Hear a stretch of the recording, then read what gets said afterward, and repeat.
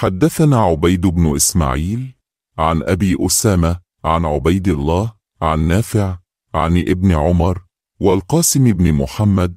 عن عائشة رضي الله عنها أن بلالا كان يؤذن بليل، فقال رسول الله صلى الله عليه وسلم: كلوا واشربوا حتى يؤذن ابن أم مكتوم، فإنه لا يؤذن حتى يطلع الفجر. قال القاسم: ولم يكن بين أذانهما إلا أن يرقذا وينزل ذا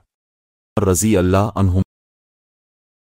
हमसे उबैद बिन इस्माइल ने बयान किया, कहा हमसे अबू उसामा ने, उनसे उबैदुल्लाह ने, उनसे नाफे ने और उनसे इब्न उमर रज़ी अल्लाह अन्हुमा ने और उबैदुल्लाह बिन उमर रज़ी अल्लाह अन्हुमा ने यही रवायत कासिम बिन मोहम्मद से और उन्होंने आयशा रज़ी अल्लाह अन्हा से कि बिलाल रज़ी अल्लाह अन्हु कुछ रात रहे से अज़ान दे दिया करते थे, इसलिए रसूल अल्लाह सल्लल्लाहु अलैहि वसल्लम ने फरमाया कि जब तक इब्न उम मक्तूम रज़ी अल्लाह अन्हु अज़ान ना दें तुम खाते पीते रहो, क्योंकि वो सुबह सादिक के तुलू से पहले अज़ान नहीं देते।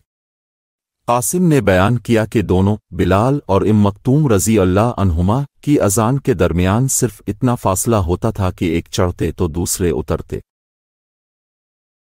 Narrated Aisha,